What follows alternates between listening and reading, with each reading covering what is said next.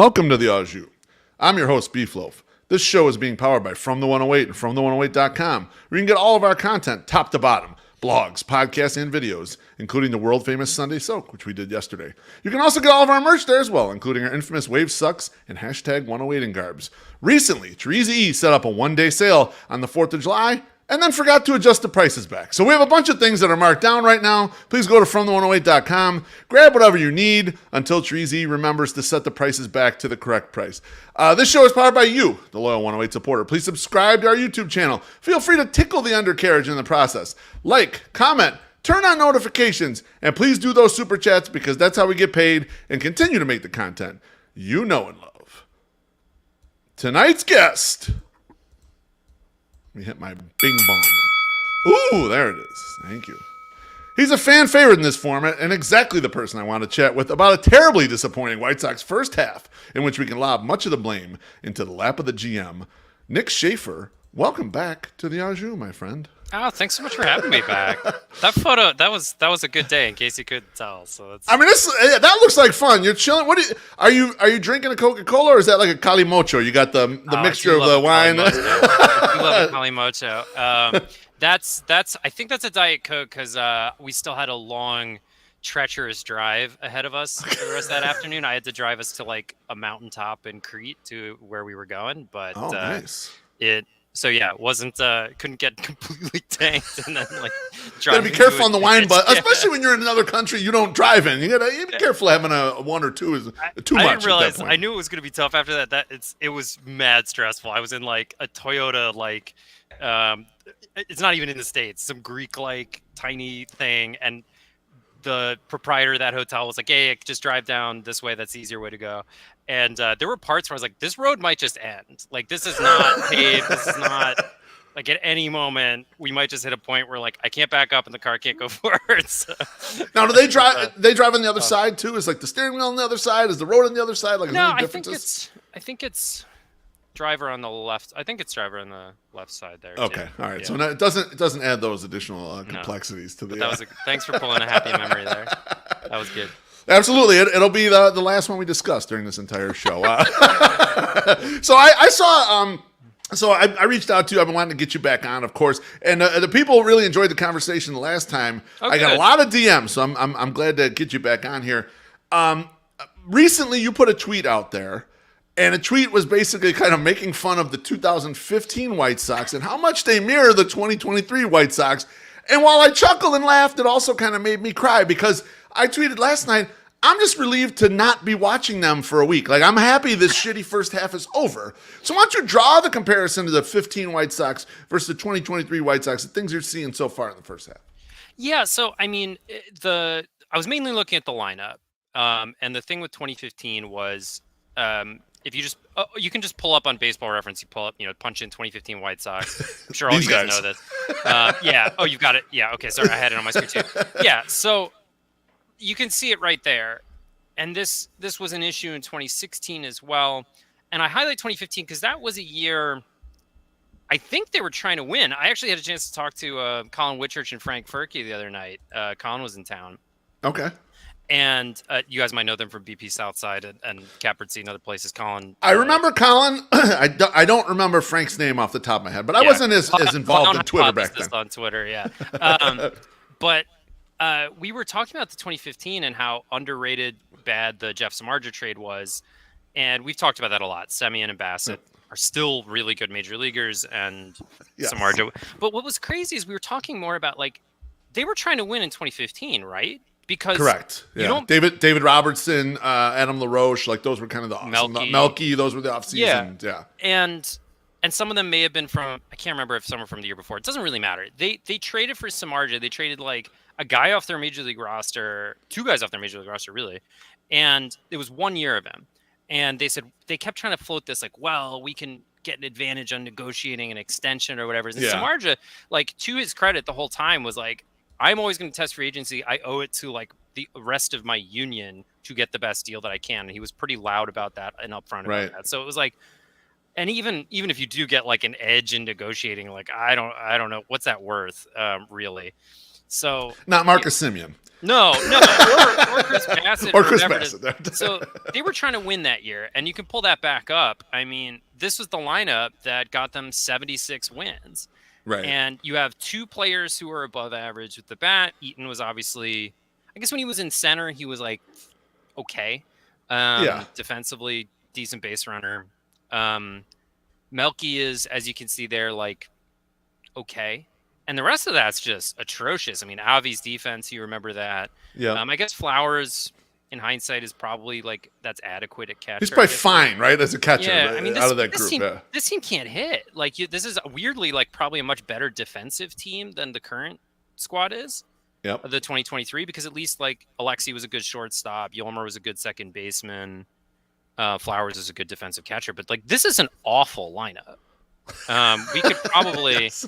I can separately I'll probably pull up where they, while we talk, I can pull up where they finished as a team by WRC plus. But like, that's what it looked like trying to compete before the rebuild, when everybody's like, oh well, Hahn inherited this situation that he, like, parentheses, also helped build, right.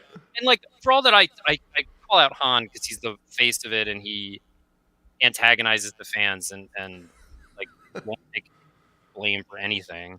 Right. I don't know who does what, and nobody does. And frankly, I don't care. Like, if you want to say it was Kenny, you want to say it's Jerry, who cares? They're all the same thing at this point. So, but I'll just say Hahn because I think he's the one who has the most say so on this stuff. So yeah, WRC plus, Chicago White Sox were 26th in the majors that year. Like, that's just not serious. You're bottom 5 on like that half of the ball. So right. That's what he tried to compete with before. And he said, I need a blank slate. I need a canvas to express my genius. I need runway. I'm going to trade all these all-stars that I signed to these great contracts. I'm like, yeah, sure. The Quintana contract was good and the trade was good. And then he's like, I'm going to spend the most money we've ever spent. And I need all this time. And I'm going to build a sustainable pipeline of talent. And you have the 2023. There it is. For those listening on the podcast feed, we just pulled up the 2023 team, and that team you know very well because you've been watching them for a half season, and we know they can't hit. Yeah, and I think when I made the tweet, this starting 9 had only 2 players above 100 as well. Because you're right. I forgot there's an audio only component for 2015. Jose Abreu and Adam Eaton were well above average offensively, and nobody else was above 100. And 100 OPS plus is league average, park adjusted. Here we actually have Vaughn and Berger joining. There's 4 guys who are above 100. You're talking about bad defensive players, and Eloy's not as good as Eaton was in any respect that year. Right. So, and Robert's by far the best season of all of these. So, but it's basically the same thing, right? Like, Anderson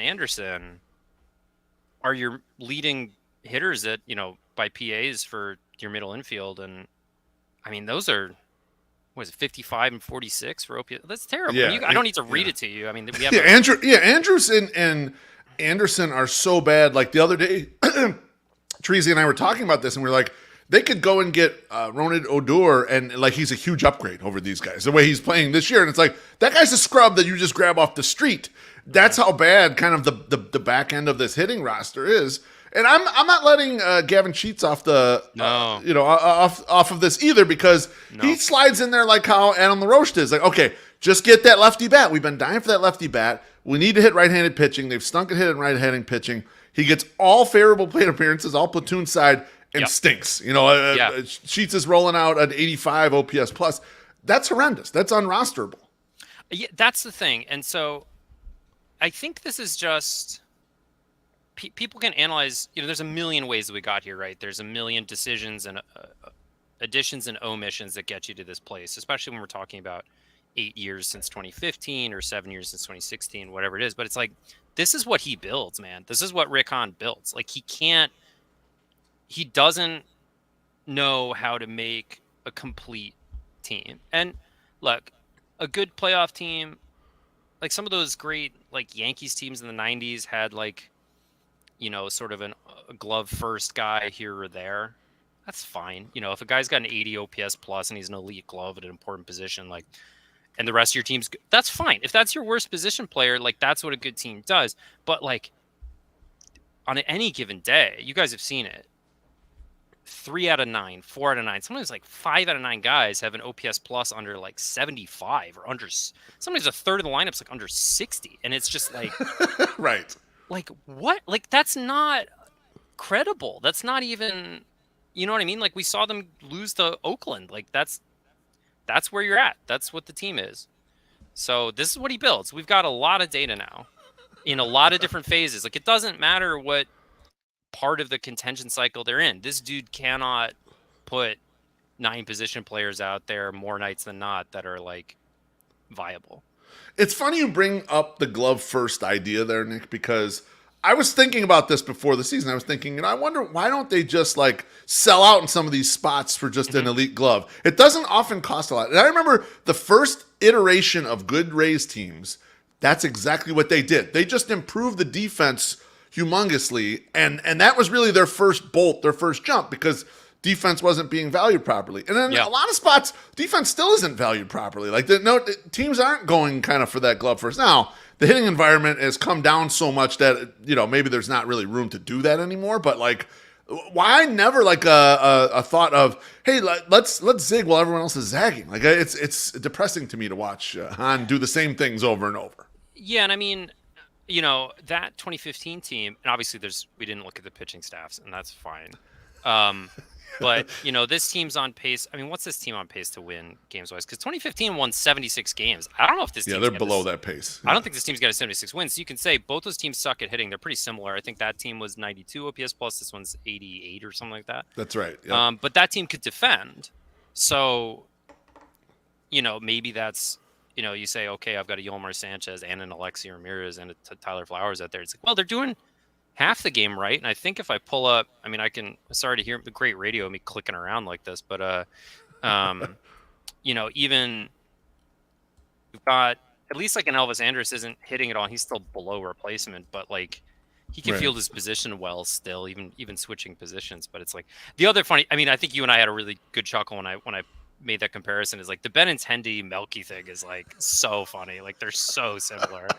And like that's Han's like big exclamation point is like, I'm going to sign the 22nd best left fielder to like a big contract for me that nobody else would ever like blink at. I know. And they look so like, they look so slimmer. In fairness, like Melky coming into that point was a better hitter than what I would consider Andrew Benintendi coming to this point. And conversely, like Benintendi had more of a reputation as a better defender. But having watched Benintendi for half season and like paid attention to him, like pay attention to the outfielders, especially where I'm sitting, he doesn't seem to ever get a good jump on a ball. I feel like the guy is just I get why he's kind of like a mad left fielder, because he doesn't really add that. He's better than the scrubs they had out there before then, but like he doesn't seem to add anything. He's just like he's fine, like okay guy, like. I mean, ironically, like if you had signed like 3 more similar guys, I mean, I don't know. This team's really, really bad, but like the guys you're replacing are really, really awful. And I mean, I'm talking about who's the Andrew Benintendi of catchers, right? Like who's filling in for Zavala's, God knows whatever he's at now, better than Anderson somehow, but yeah, but still terrible. So, yes. Yeah, I mean, it's just this is what he does, and that's part of what drives me. I mean, people are like, "How do you still have energy about this?" And it's like, first of all, I'm not well. I'm not like something's wrong with me, clearly. But it's like to have Rick Hahn talk trash to the fans and say, "Oh, ask me after the parade. Oh, these armchair GMs, they all say my moves are bad right away. They don't give it a chance. They're rooting for it to fail." And I was like, dude, I just like to watch a game without like being angry at seeing the dumb things you did, like constant. I mean, we had 2021. Which was less enjoyable than it should have been because of La Russa, which, whatever, not Han's fault. I'll give him that. But, like, come on, man. Shouldn't we have more than one fun season a decade? Like seriously, man. Like even just an above 500 team, like more than one. Like, how many presidents have to go by before you get, like, they haven't won a playoff series in 18 years, man? Like, it just drives me nuts. So that's where I'm at. So can I... If I pivot into the core talk, I love it. Yeah, I was just going to ask it. Yep. So you told me that you have a thought on this. Yeah. The core isn't good enough statement that often gets thrown out there. So this dovetails with what we've been talking about. which is that, in 2016 when they tore it down, they basically took the core out and said, we're going to kick this down the road and get a new core. But the problem with that team wasn't the core. Like, the problem with that team wasn't Adam Eaton being like a 7-win player, or Chris Sale. Like, that, they weren't the problem.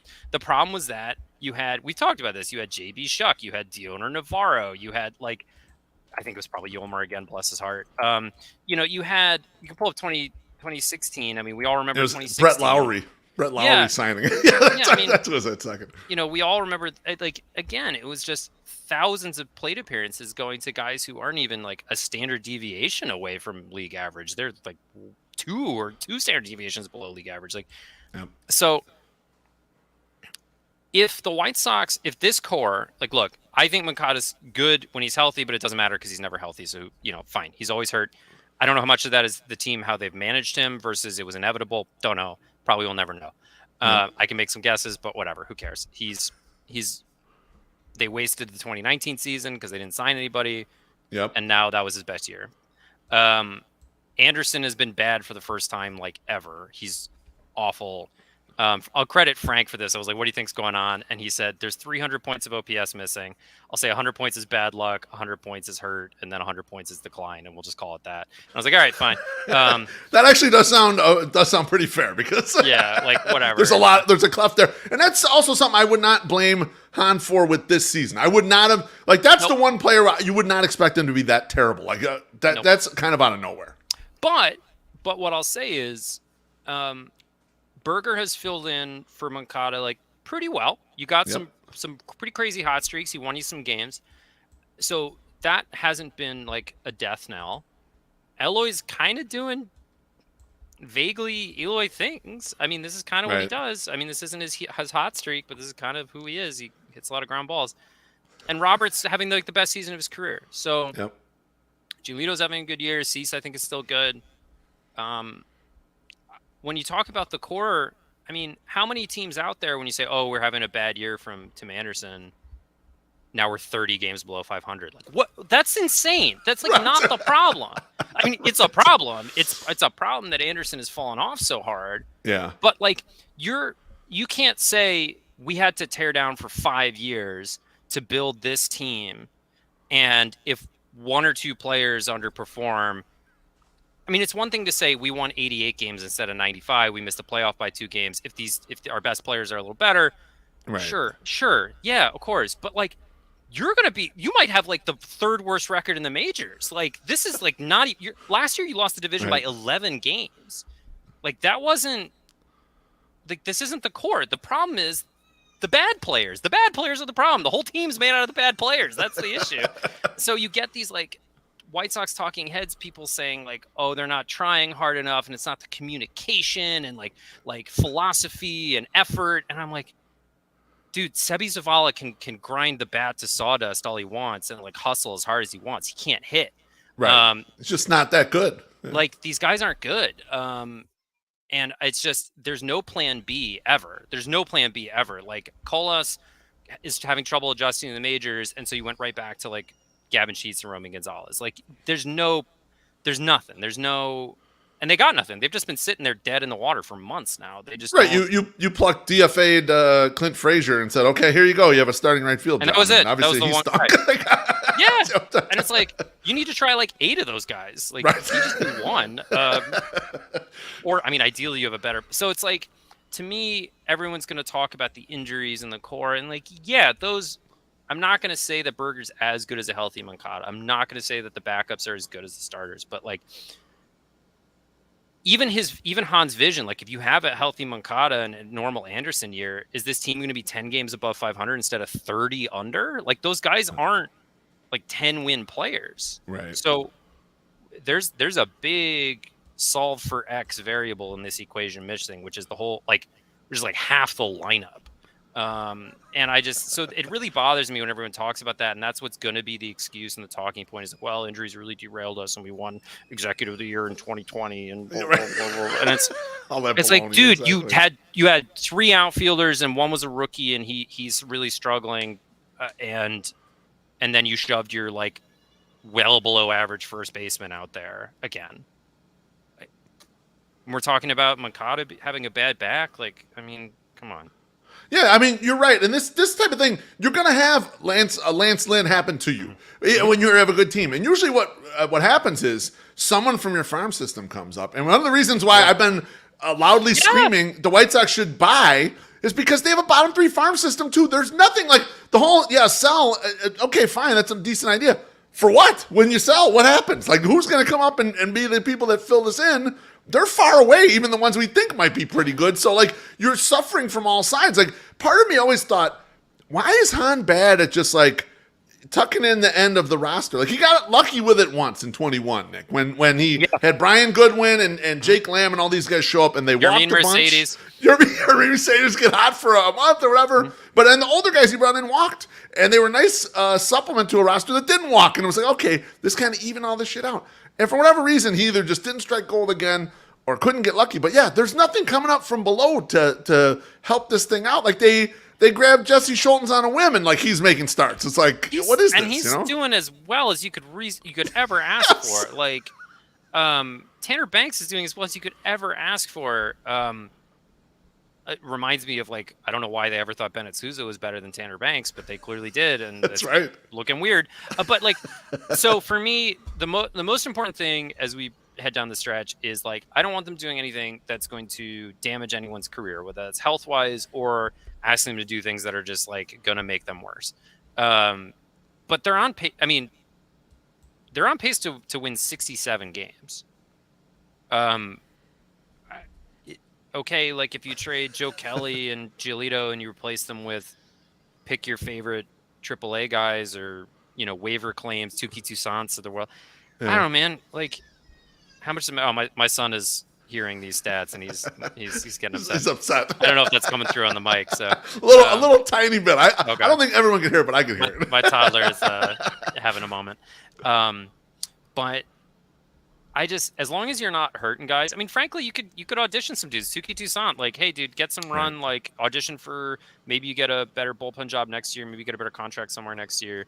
So I don't think that's really a problem. I mean, yeah, I don't think you're like rebuilding the franchise. I don't think you're going to get Dunning and Giolito and Lopez for equivalents for these guys. But right, I don't think letting Giolito walk does anything for you. I don't think for nothing. I don't think letting Joe Kelly walk for nothing does anything for you. I would trade Santos and Middleton. I know I've had people disagree with me about that. And I get it. They're like, well, Santos is young and he's cost control. And it's like, he's a reliever. If his elbow hurts tomorrow, like you just wasted it. And these guys deserve better too. Send Gregory Santos to a playoff team. Like let him try to dig the Mets. I mean, the Mets are having their own problems, but like these are teams where they'd be big upgrades. And to me, it's like you might as well cash them in before you've got your power just went out. You got milk in the fridge. I don't know if you don't want to eat cereal milk for dinner, but I mean, that's where I'm at now, Nick. I wasn't there, but I'm there now. Let's get to this drink from Nathan Sheba. Nathan Sheba says, perhaps Rick Hahn has had a hand in this failure. Hashtag tough on Hahn. Nathan, I think perhaps you're right. Nathan's not a huge fan of Rick Hahn. Dude, Nathan, I've got my, what are you drinking? I've got white wine. I have some Chardonnay. I'm drinking a little Chardonnay. Right? Ooh, oaked or unoaked? It is oaked. Ooh, you're okay. That's the thing. What are you only unoaked? I don't really drink Chardonnay. Okay.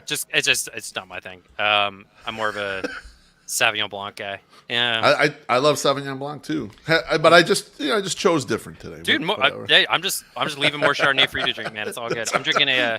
Bless your heart. I got a Kent Falls the Hollow Pilsner. Kent Falls. I don't know if you guys get it out in Illinois. If you see, they make a ton of different beers. They're up in Kent, Connecticut. I've tried like a dozen of different ones. They're all incredible. They just know what they're doing. They're really good. Oh, sounds good. I love Pilsner as well. I want to circle back real quick. Before we get on to to some of the trade stuff and one of my favorite topics, Pedro Grifol. But before we go there, you noted that you had something you wanted to discuss about the 2020 White Sox team. Something. Yeah, and to answer, actually, I realized I didn't answer the last question. I don't think Hahn ever puts enough resources into filling out the bottom half of the roster. The bottom half of the roster on a good team is going to be good small signings, and usually that means signing a Brandon Drury instead of signing an Elvis Andrus, or instead of just an Elvis Andrus, you sign like 3 of these guys. You cycle through a million of these dudes, and like you said, we tried Clint Frazier, and that was it. There's nothing else. Right. And some of it is like every now and then a 4th-round draft pick you found in college is going to be decent, and never for the White Sox, ever, ever, ever. They just aren't good at it. They don't draft well enough. They don't develop well enough. So, I mean, or you trade it away, like even an Alex Call who's like adequate instead of a Gavin Sheets in a given year. You traded Alex Call. So, I mean, like he was whatever. You sorted in that draft by OBP in college and you drafted on the list. But hey, I mean, Alex Call like knew how to play baseball in the outfield, and like Gavin Sheets does not. And so even those moves are killing you, which it's never signing free agents and always trading for everything you get. So every time you trade, you're losing talent. You're like giving up talent to get something. Right. And that all adds up. This is you're result of a million moves. Yeah, you're rubbing it away little by little, and because you don't make enough of it, you whittle it down to nothing. Kind of like, okay, there's none of this left. The other teams have some of that shit left. That's right. Yeah, makes sense. So my 2020 point was this is my point of like, we only get one good team every like decade. And Colin and Frank, and you should have them on. They're awesome. But they were saying, well, like, what about 2020? We had 2 seasons. And I was like, look, Jose Abreu's MVP was absolutely real. It counts, I guess. They went 35 and 25, I think. Yeah. My take is that team in a normal full season would be better than this one, probably maybe above 500. I think that might be a losing team. And I remember you really liked that team, and it was a fun team, but I think that's a losing team. So maybe that isn't a hot take, but like that's Hahn's thing. Is like we went to the playoffs 2 years in a row, and it's like you played the Royals a lot and the Tigers a lot, and you barely scraped across. You had 2 pitchers, as we saw in the playoffs. You had 2 starting pitchers. Have fun doing 162 games like that, my man. Like, I don't think that team.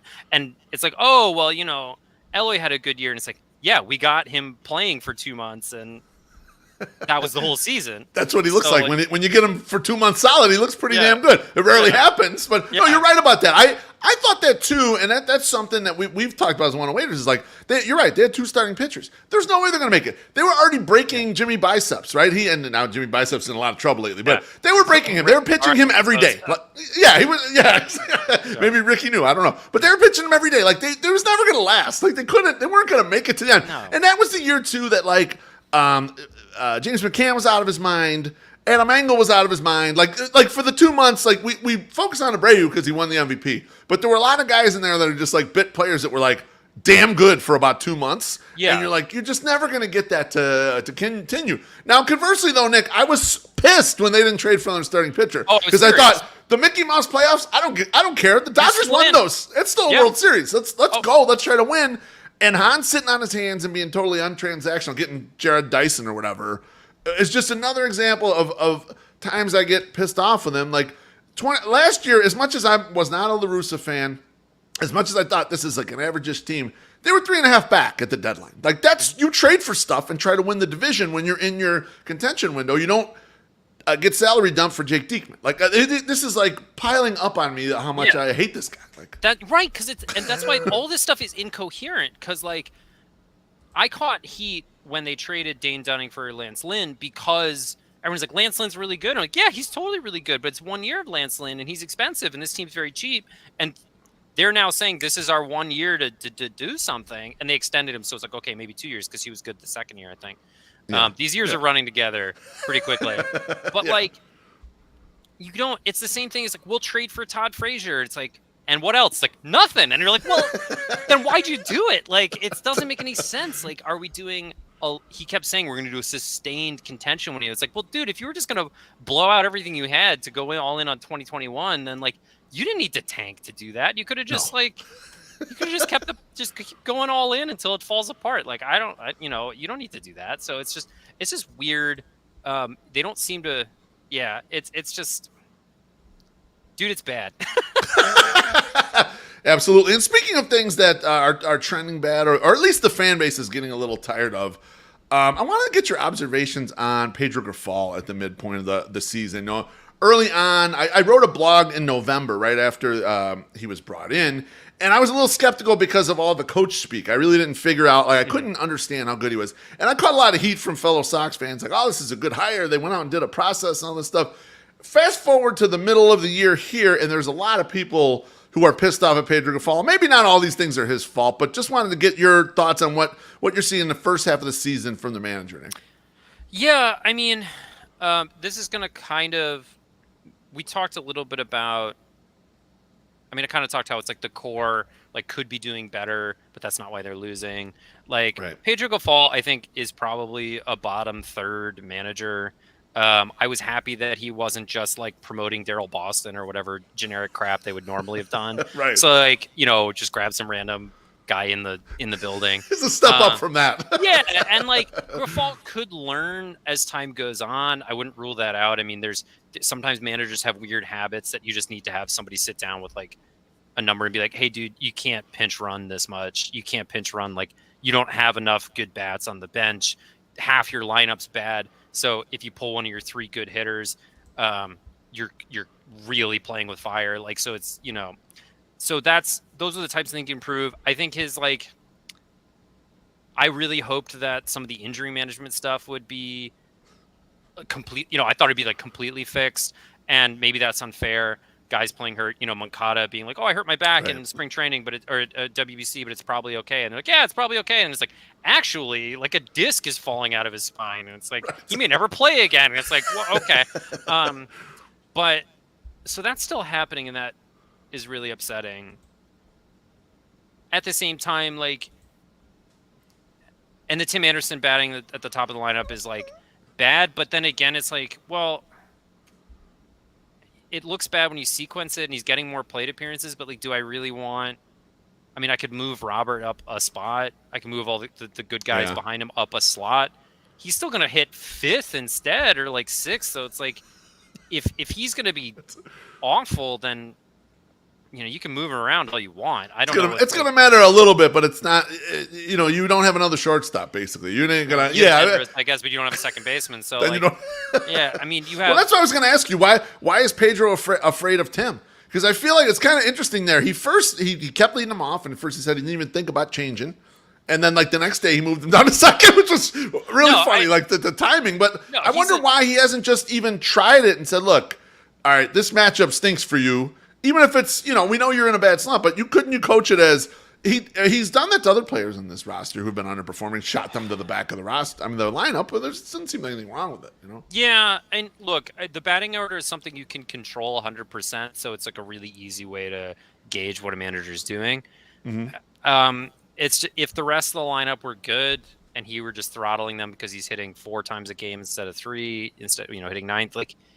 Yeah, but I guess you can just say, like, look, if he's going to keep hitting this way, like, we're screwed regardless. So, I might as well just hope that he gets back to who he was literally at the beginning of last year. Part of the reason Anderson sucks is that your binky Hanser Alberto threw a Minnesota Twin goon into his knee, and he's probably getting hurt, which cycles back to my other thing. And yeah, he looks like a total dumbass, and like appealing to the Kansas City Royals, like. That's very much like when they brought in Omar Vizquel, and everyone's like, "Oh, they're gonna be so excited about Omar Vizquel." It's like, no, dude, I hate that guy. Like, I hated those Royals teams. I don't like those guys. Don't tell me like, oh, we could be cool like Mike Moustakas. Like, get out of here. I don't want. We don't want to be them. No, like, and the only things I know about their clubhouse was like their weird anti-porn stuff. I don't. What are you talking about? It was so long ago. Like, it sucks. Like, look, this roster's awful. He could probably do better. He's definitely left some guys in too long, which I don't love from a health perspective, because getting people injured. He played Hanser Alberto a million times against righties, which is just like, again, that's just dumb. So no, I don't think he's good. He could improve at some of these things, because a lot of these things are just like lineup card stuff. But it's interesting you bring up the what I would call over managing, because to me that's a newer thing. Like, it's probably jumped off maybe in the middle of the first half, where I felt like he was doing almost nothing for a while there. I'm like, what? This guy's just sticking with it, just puts the lineup in, and he never touches it. And I'm like, well, I'd like to see him manage with more urgency. And then he had too much urgency where, like, it's the 7th inning and now all of our good hitters are out of the game. And it's like, what are you doing? And it's not like you replaced him with guys who are great defenders or anything. This is just like the next guy up. I thought it was funny, like, after watching this for about a month where he acts like that, you didn't think there'd be any communication with the front office. Either one, stop doing that shit like you're saying, or two, how about add another bat, add another someone from the so that we're not, Nick. So many games I'm looking over at the boys and it's the top of the 8th inning. We're in the stands. We're like, we don't have anyone left on the bench. There's no one to bring in at all. Like not a single guy. It's wild. I mean, do you think these are correctable problems for him, or do you think it's just? I know. And then the other question is, I do. Yeah, no, I do think they are, and I think they're the types of things you could like learn to get better at. You know, but you just wonder, like, how much of a chance will he get to get better? And like, I don't see like a daily. He seems to be learning from XYZ mistake. He seems more stubborn than anything, from what I can gather just from. And I don't pay a lot of attention to the press conferences, but like, he got asked a question in one game about Jake Berger hitting 8th, and it's like, this is your next best home run hitter. I get it. He's a strikeout. He strikes out a lot. Maybe it's a bad matchup, but he's just like, gruffs it up, and it's like. Come on, give us an answer like we're adults here. What's wrong with you? No, that was some Joe Judge shit where he was like, he's like, oh, well, he's gonna get his 4 at bats, and then the lineup sucked so bad he didn't get a 4th at bat. It was incredible. It was like, dude, you even basically said like the sun will come up tomorrow, and then it didn't. Like you still didn't even get that. Like, no, he comes across as a dumbass. There have been very good managers who come across as dumbasses. True. So I'll give that to him. It is very funny when Hahn got all defensive about like Heyman was asked like a hypothetical, and I don't care, like tear into John Heyman all you want, like that's fine. But he was asked a hypothetical question. He was like, yeah, sure, maybe. And Hahn was like, how dare you like speculate about a Grifol? And it's like, dude, well, Hahn, if you're out, then you think the new GM's gonna like keep Pedro Grifol after this season? Like maybe you owe it to him to just be like, look, we gave you like a dog shit roster, and we're gonna like kill your career. So we'll run you out here one more year, see what you got. Yeah, and then, take the rebuilding roster or whatever. Yeah. But no, he's replacement level. He seems like a dumbass the way he talks. But like some of these, so the Burger quote, yeah, you just look like a moron because the thing everybody said was going to happen happened, and you said it wouldn't. Right. But like some of these things, it's like, I mean, how many games is Bruce Bochy winning with this lineup? Yeah, you're right. Another 5. Maybe. Yeah, I would say the upgrade from a bottom guy to top guy is minimal. It's just on a daily basis watching it is just like it grates at you a little bit with the he's annoying.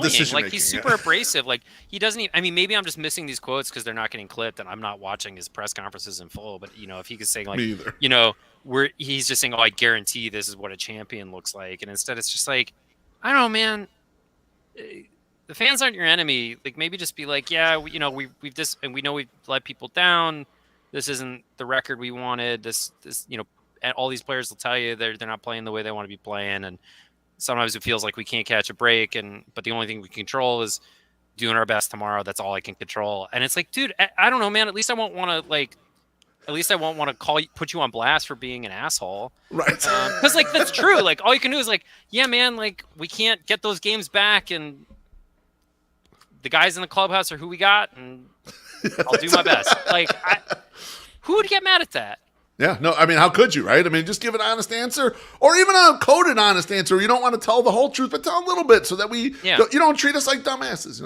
That's my only thing. Just don't look. I don't know as much about baseball as you, manager guy, but I know certain things about certain things, and I put my ass in the seat over there. You could at least humor me a little. Yeah, no, and you'd be with that. Yeah, I mean, you'd be at easily 97th percentile for fans, if not more, way more. You put in the effort, you put in the time, you put to think about it. Like, I mean, 97 is probably not fair to you.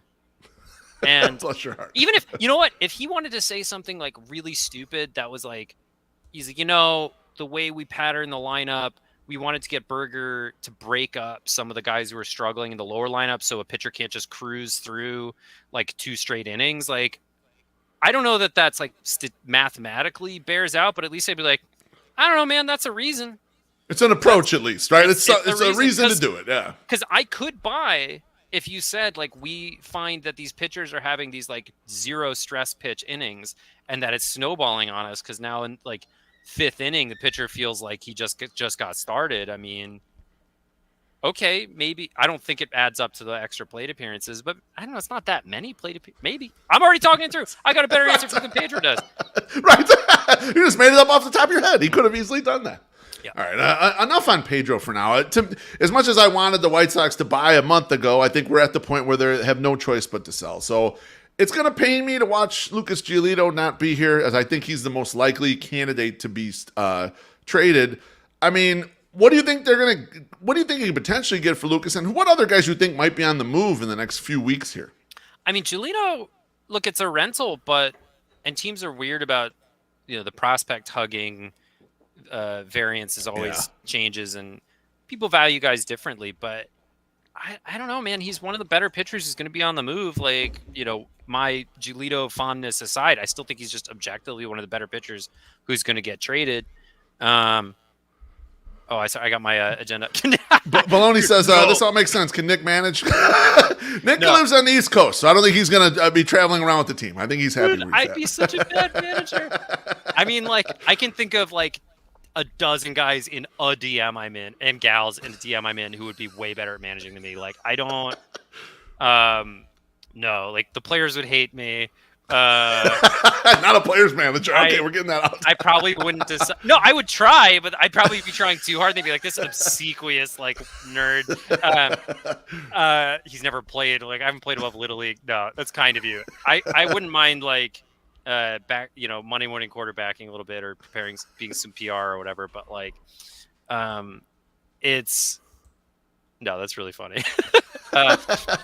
For the trade deadline, I mean, like, if you have the best starting pitchers being traded, and because of the expanded wild card and all these teams still in it, like, everybody always needs a pitcher.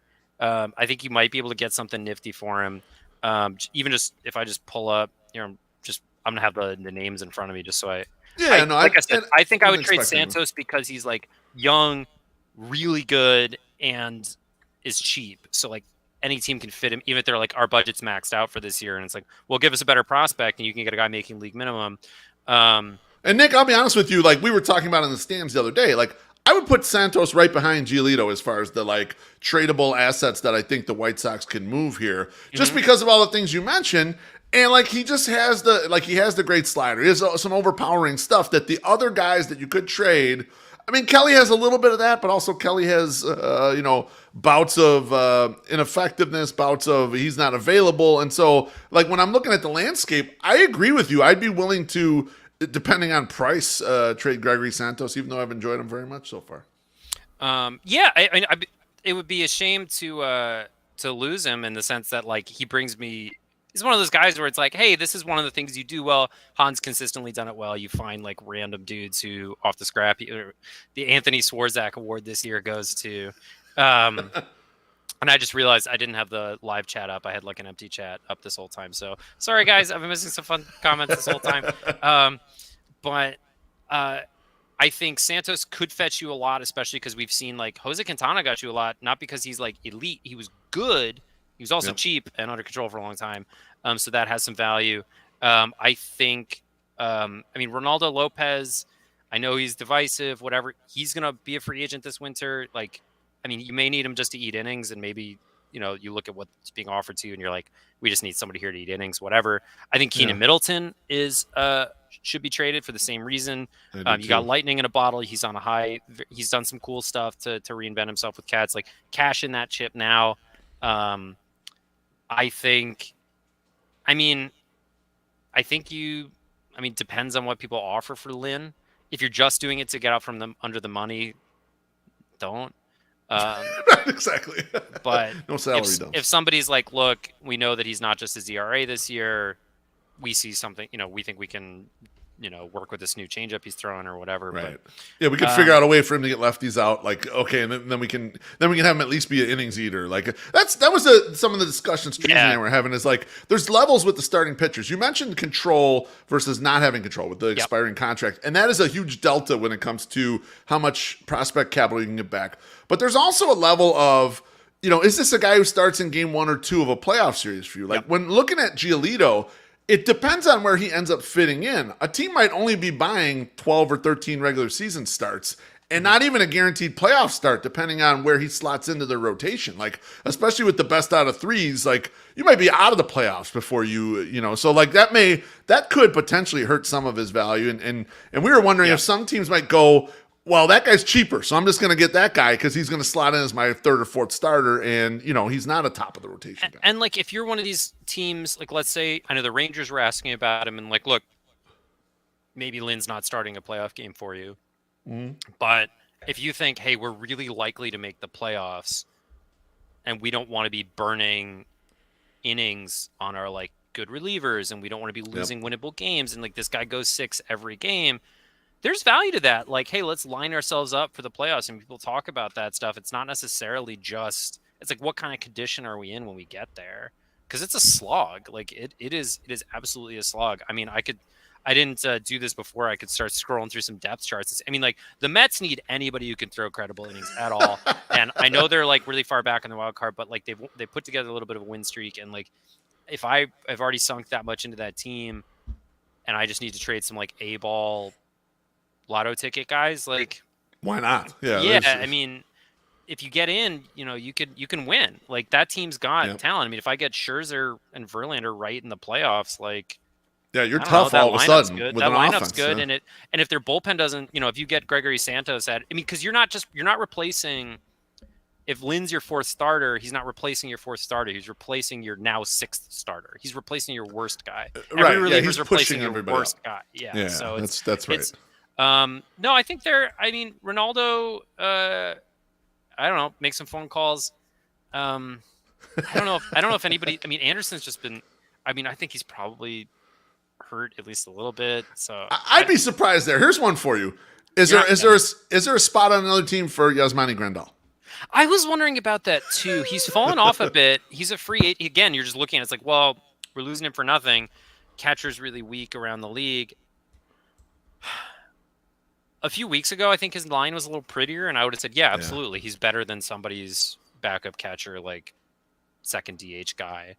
I don't know. He might just be cooked. And then there's the weird calculus of like, how many guys on this team are other teams looking at and saying like, once I get him out of there, we can change this and he's going to be way better because like those guys are morons. But then it's like, well, if I'm negotiating, I'm not acting like that. No, you're buying for the price that it looks like. Yes, for sure. But then are the other teams also thinking? So I don't know. It gets kind of like you get that infinite regression thing there. But so there is stuff. I mean, Joe Kelly is one of those guys where look, his ERA is bad. He's been good. He's been bad. But like he flashed really, really good. And maybe if I'm thinking about the playoffs, I'm like, well, I get him in here for cheap.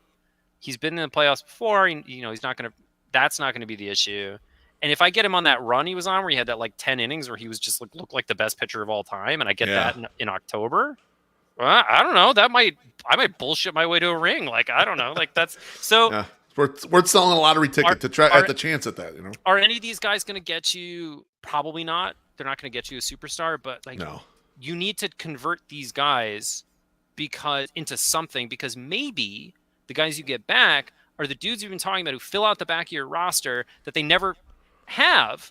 And so instead of Sebi Zavala getting 500 plate appearances with an OPS plus of like 40, maybe you get a catching prospect who is like an actual major league backup catcher instead of a replacement level, a AAA catcher. Maybe you have a second baseman. Like it's just this is one of the ways you get those types of players, and you do it through volume. Obviously, evaluation is important. You can improve your odds, but this team doesn't take enough bites at the apple. The quality and the quantity aren't there, so that's part of why you're here. Nick, you sold me. I'm ready to sell all these guys now. Yeah. I feel better now because at least the way you're explaining it is like, you take a bunch of chances. You might only hit one or two useful pieces, but you got to try because this is it. This is where you're at. I mean, are you getting comp picks for these guys? Like, no. I mean, Giolito's the only one who you can get the QO, but you probably could beat that with whatever deal you're going to get with them. I would guess, like. So I mean, and in the second half, I'd rather watch Lenny and Sosa try to figure it out than. Elvis Andrews. I like Elvis Andrews, but I'd rather watch that. I'd rather I'd rather watch, I don't know, shove Adam Hazley out there again. Like, I don't care. Like, Oscar See if there's anything there. Get rid. I don't watch Gavin Sheets anymore, dude. Like, I just gotta stop. Well, that's why I want to ask you, what is there to look forward to in the second half of the season? I mean, obviously, Luis Robert is still enjoyable to watch every day. When he's healthy, I like watching Eloy Jimenez, although he does hit too many ground balls. You're totally right. I can't stand what him. Else? I can't stand him.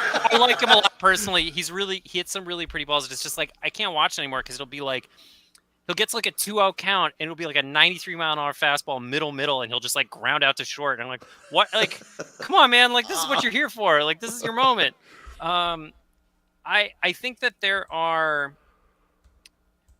I mean, look, I between where I'm at in my personal life, I'm not as up on the minor leagues as I normally am, especially in the White Sox system. There isn't like a ton here. I'm actually I think I kind of like the system better than the general consensus. Like, I think there's more. I think Shirley is better at this than, Hostetler is maybe one of the worst scouting directors. Like, I'm sorry. Like, he seems like a really nice guy. I'm just looking at like the results. Like, it was just, that was a really brutal run of drafts. And some of it's luck. There were plenty of people who thought Carson Fulmer was a good pick, but it just didn't work out. It happens. It's fine.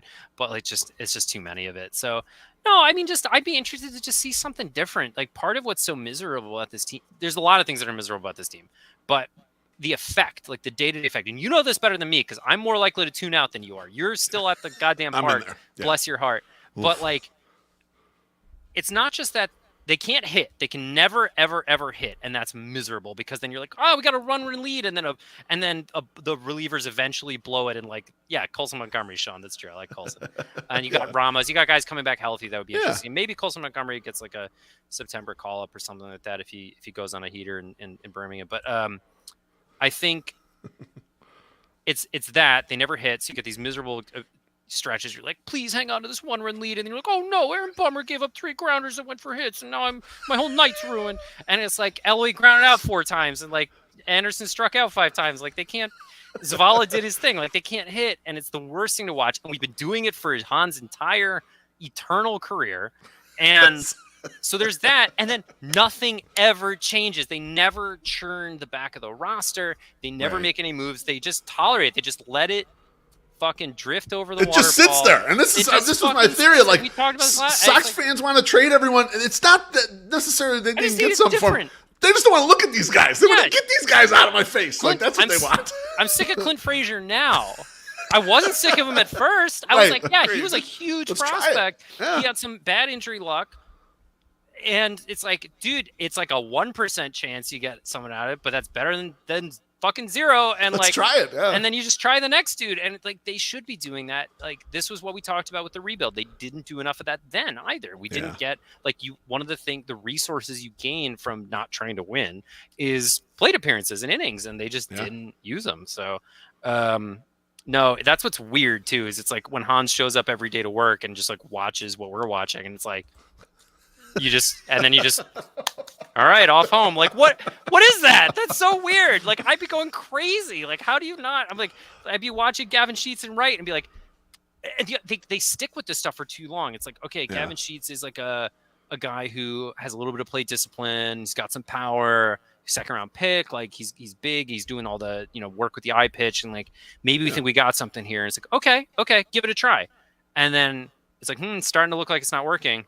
Ooh, it's starting to look really bad. Oh, this is definitely not working. And they're like, no, hold on though. And it's like 5 years later, and you're just like, still out there. Yeah, it's like, guys, it was worth a shot, I guess, but like, you just ran it into the absolute ground, and I don't get it. I don't get this this apathy.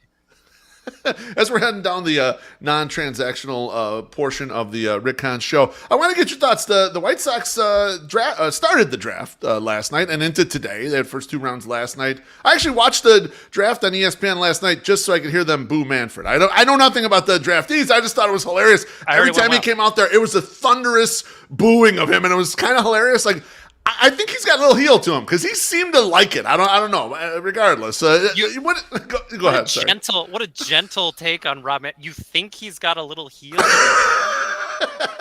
Well, I mean, as far as the character, I think he's an a-hole. But I meant like the fact that he was really enjoying the attention that he was getting there. So Any thoughts on the early haul of the White Sox draft? Is it signaling anything to you? Any thoughts about the direction they went into with this current group so far?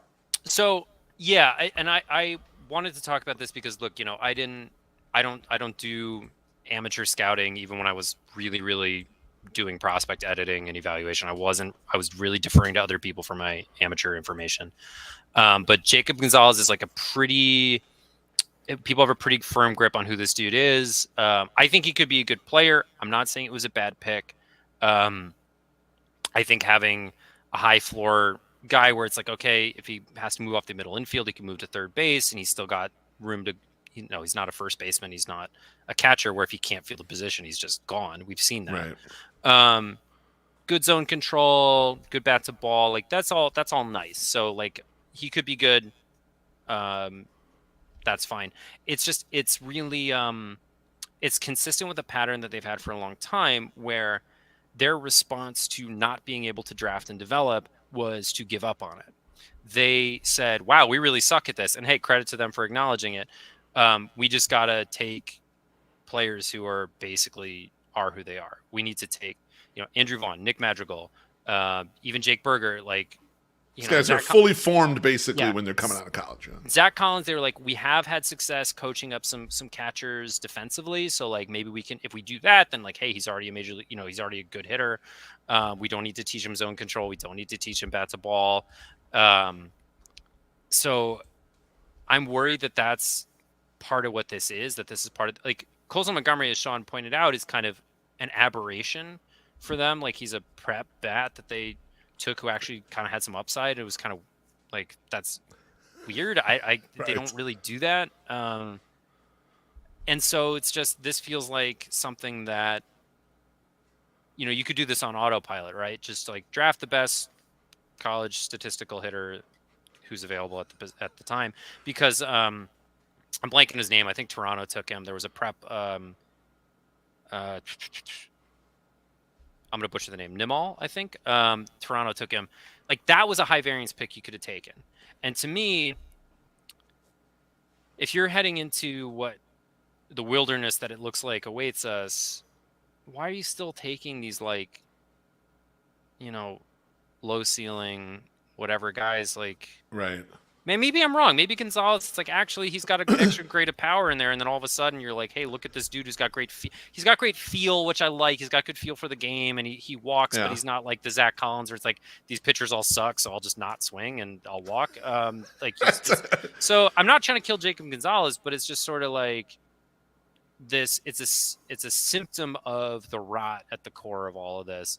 And like they get like a gimmick, and they're like, that's our gimmick, and that's all we'll do.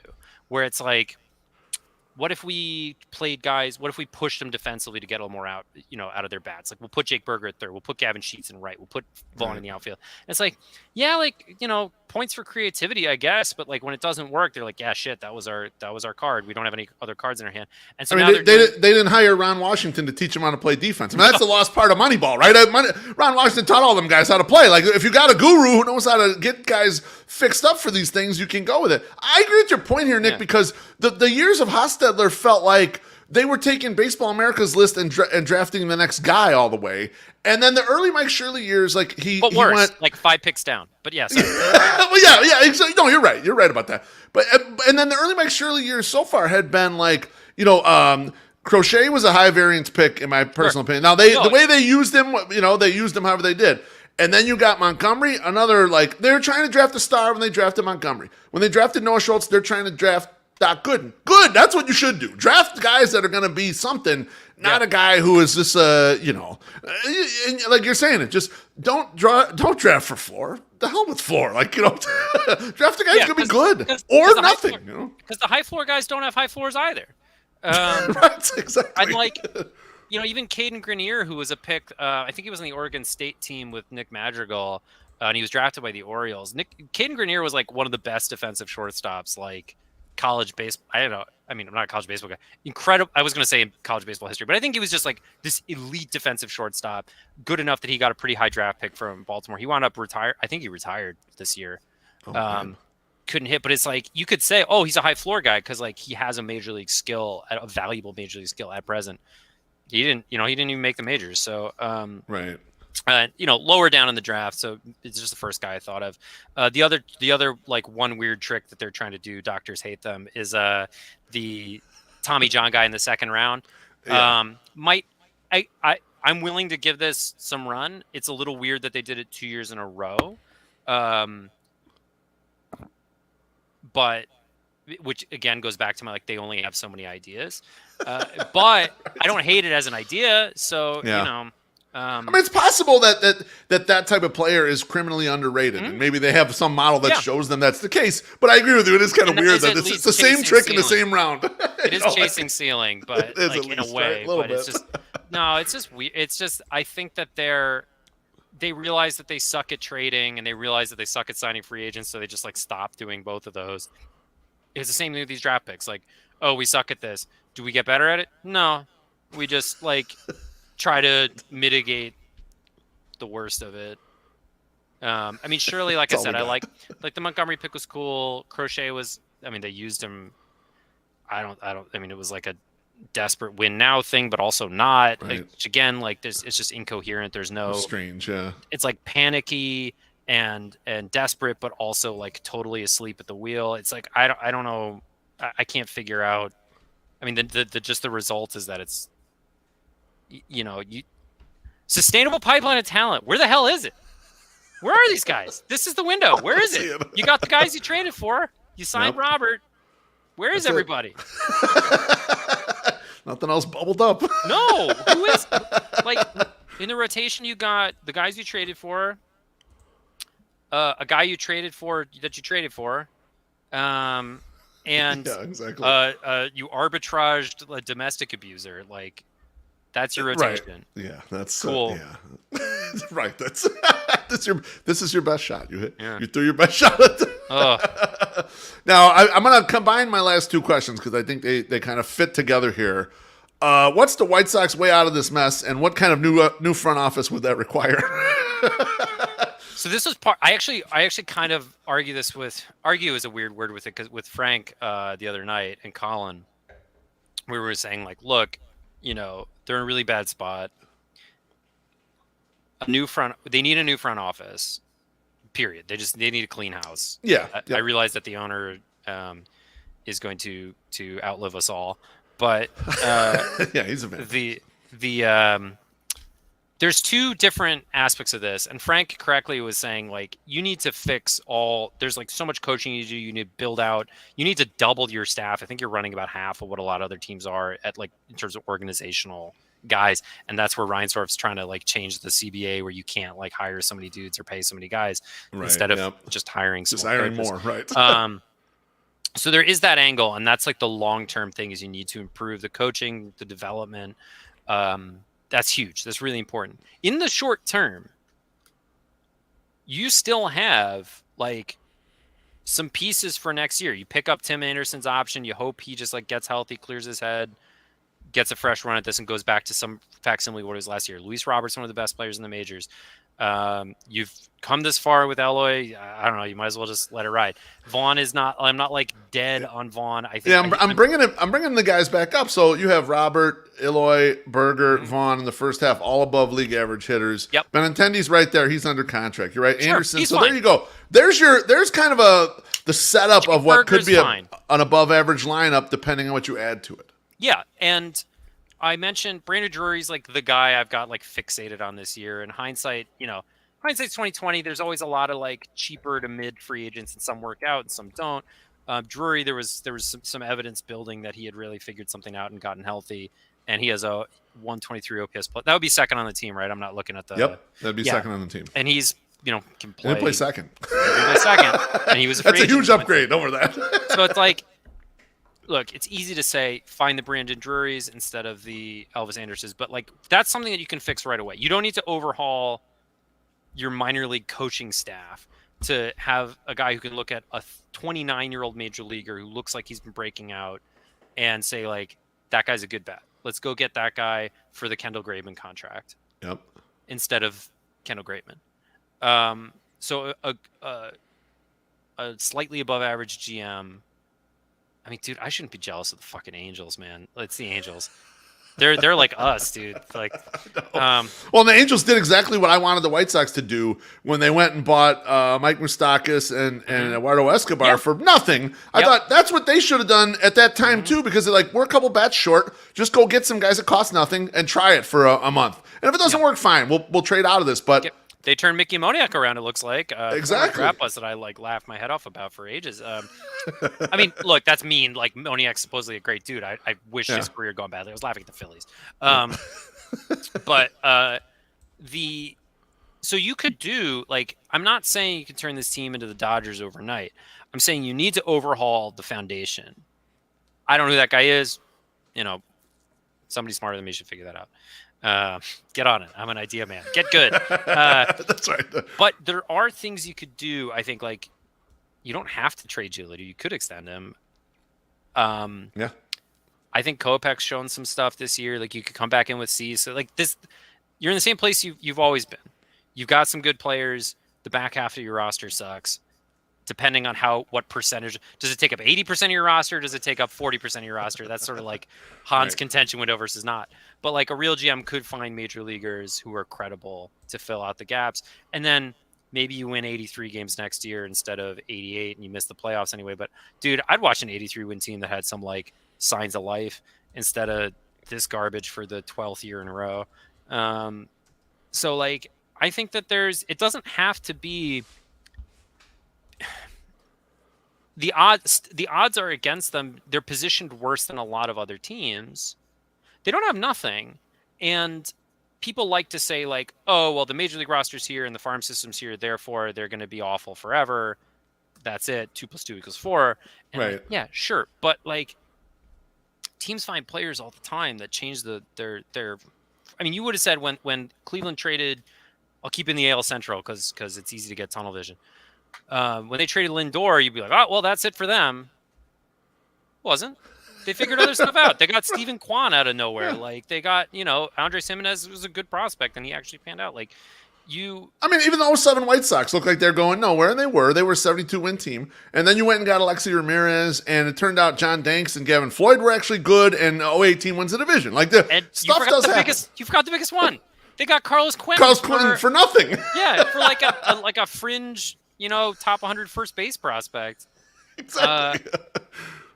Yes. I'm saying it's not impossible. Stuff can happen. If you have a good, people have forgotten what it's even like to have a good GM. Yeah. Like even when Kenny Williams was good but had his flaws, 20 years ago, people were like, oh, he got killed in Moneyball for trades that weren't even that bad. Right. Like, he could turn a roster over, Nick. He found What did they give up for Juan Uribe? I don't even remember. Nothing. You got above average shortstop for yeah. free. Yeah, like this stuff is still possible. Other teams are smarter than they used to be, but like, hey, the Rockies are still there, man. Like, go take their shit. Pillage them, yeah, exactly. No, I think about this the way you guys were thinking about it is like I told Treasy too. Step one is to go get a GM that could be transactional and can kind of like cover this over for a little bit. And I would pick someone from the Giants tree because they've been doing the best work of grabbing old guys that are nobodies and fitting them in, platooning them or figuring out some small change or some situational thing to use them well. Then behind that is when you start building your like developmental machine because there is still stuff to work with here, right? Like unless you can figure out a buyer for, if the market's deep enough to buy Luis Robert and Dylan Cease and all these guys to really barrel prospects, then maybe then I would consider going the other way. But for me, I would get a guy who's a little more transactional. I would try to win with this group next year. I mean, I would go. Yeah, I think so. I mean, the odds aren't great, but there's not nothing. And I don't like, if you have a 20 or 30% chance of making the playoffs, if every year you have that, you round it down to 0 instead of trying to 40 or 50. You do that year after year. That's how you miss the playoffs for a decade. Instead of like, hey, we had our good year and we hit the 30%, we hit the 40%, and we made it. And signing a Brandon Drury just doesn't kill you. I mean, if you're a serious team, it just doesn't kill you. But and the bullpen stuff, like, stop spending all your mid-sized contracts on the bullpen. Stop spending all your mid-sized contracts on the bullpen. Stop doing it. So these are things that a new GM could fix, like, pretty much right away. And the other stuff takes a little longer, but it doesn't take forever. Yeah, for sure. Yeah, it's well, it made me feel better. We shouldn't be in this forever as long as we can get a new employment address for Rick Hahn and Kenny Williams in the near term. Believe it or not, I'm not that negative a guy. I'm just, I'm just not going to lie about what I'm seeing either. Yeah, you got to be fair. Nick, thank you so much for bestowing your wisdom on how Rick Hahn builds a roster, the 2020 White Sox, Pedro Grifol, and where do we go from here? We aren't trying to be right on the show. We're just trying to understand. Anything you want to plug, my friend?